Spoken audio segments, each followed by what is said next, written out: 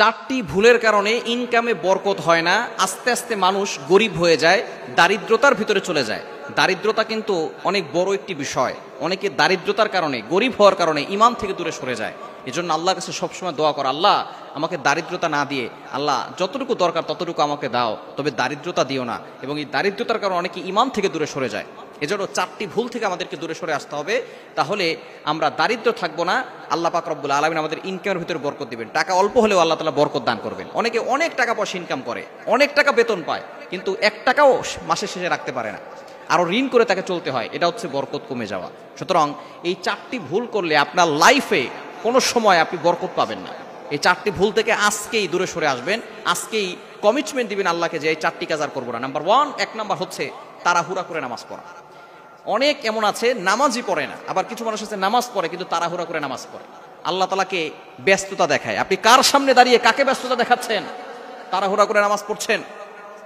যখন কোনো মানুষ নামাজ পড়ে তখন সে আল্লাহর সামনে দাঁড়িয়ে যায়। নবীজি সাল্লাল্লাহু আলাইহি ওয়াসাল্লাম জানিয়ে দিয়েছেন, আস-সালাতু মিরাজুল মুমিন, নামাজ হচ্ছে মুমিনদের জন্য মেরাজ। আপনি যখন বলছেন আলহামদুলিল্লাহি রাব্বিল আলামিন, all praise is due to Allah, সমস্ত প্রশংসা আল্লাহর জন্য, সাথে সাথে আল্লাহ বলছেন হামিদানি আবদি, my servant is praising me, আমার বান্দা আমার প্রশংসা করছে। সহিহ মুসলিম শরীফের হাদিস। সুতরাং আল্লাহ বান্দার সাথে কথা বলে নামাজের ভিতরে। সুতরাং 1 নাম্বার হচ্ছে নামাজে তাড়াহুড়া করবেন না। 2 নাম্বার হচ্ছে আপনি দাঁড়িয়ে পেশাব করবেন না। যারা দাঁড়িয়ে পেশাব করে আল্লাহ পাক রব্বুল আলামিন তাদের ইনকামে বরকত কমিয়ে দেন, রিজিকে বরকত কমিয়ে দেন। তারা আস্তে আস্তে দারিদ্র হয়ে যায়, গরিব হয়ে যায়, তাদের রিজিকে কোনো বরকত থাকে না। এজন্য দাঁড়িয়ে পেশাব করবেন না। 1 নাম্বার নামাজে তাড়াহুড়া করা যাবে না, 2 নাম্বার দাঁড়িয়ে পেশাব করা যাবে না, এবং 3 নাম্বার হচ্ছে আপনি পেশাবখানায় অজু করবেন না। যেখানে পেশাব করে সেখানে যদি অজু করে তাহলে অজুর পানির ছিটা নিচে পড়ে সেই পেশাবের ছিটা আবার আপনার গায়ে লাগবে। সুতরাং আপনার অজু হবে না, এই অজু দিয়ে নামাজ পড়লে নামাজও হবে না। অনেকে এই ভুল কাজটা করে থাকেন যে পেশাবের যেখানে পেশাব করেছে সেখানে আবার অজু করে। আপনি এটা কখনো করবেন না। তাহলে আপনার পেশাবের ছিটা আপনার গায়ে চলে আসতে পারে। নাপাক পানি যখন আপনার গায়ে আসবে তখন কিন্তু আপনার অজু হবে না, আপনার শরীর নাপাক হয়ে যাবে, আপনার কাপড় নাপাক হয়ে যাবে। যার কারণে নাপাক শরীর নিয়ে, নাপাক কাপড় নিয়ে নামাজ পড়লে আপনার নামাজও হবে না। এই বিষয়ে আমাদেরকে অবশ্যই খেয়াল করতে হবে যে পেশাবের জায়গায় আমরা কখনো অজু করব না। অজু আমরা করব পবিত্র জায়গায়, সেখানে বসে করার চেষ্টা করব। এবং 4 নাম্বার হচ্ছে দাঁড়িয়ে পান করা যাবে না। নবীজি সাল্লাল্লাহু আলাইহি সাল্লামের সুন্নাহ হচ্ছে বসে পানি পান করা, দেখে পানি পান করা। এবং দাঁড়িয়ে পান করা হচ্ছে সুন্নতের খেলাফ, এবং এটা দারিদ্রতার কারণ। আল্লাহ পাক রব্বুল আলামিন তার রিজিকে কোনো বরকত দিবেন না। এজন্য দাঁড়িয়ে কখনো পানি পান করবেন না।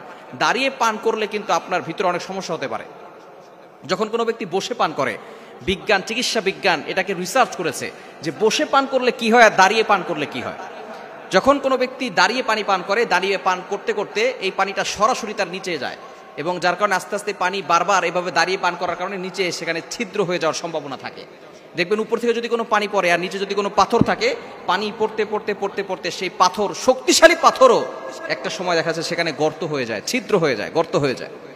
তো আপনার শরীর যখন বারবার এখানে পানি পড়তে থাকবে তখন নিচ থেকে কিন্তু আপনার যেই অঙ্গগুলো আছে সেগুলো কিন্তু ছিদ্র হয়ে যাবে। এজন্য এটা যখন আপনি বসে বসে পান করবেন তখন এটা রিল্যাক্সে আপনার ভিতরে চলে যাবে, আস্তে আস্তে আপনার ভিতরে পানি প্রবেশ করবে, তখন আপনার শরীর সুস্থ থাকবে। দেখুন সুন্নতের ভিতরে কতটা বরকত রয়েছে। এজন্য দাঁড়িয়ে পানি পান করবেন না, আপনি বসে পান করবেন। এটাই হচ্ছে রাসূলুল্লাহ সাল্লাল্লাহু আলাইহি ওয়াসাল্লামের সুন্নাহ। দাঁড়িয়ে পানি পান করলে আপনার রিজিকে কোনো বরকত থাকবে না, ইনকামে কোনো বরকত থাকবে না। এজন্য অবশ্যই আমরা এই 4টি ভুল কাজ থেকে দূরে সরে আসবো, তাহলে আল্লাহ তাআলা রিজিকের ভিতরে বরকত দিয়ে দিবে।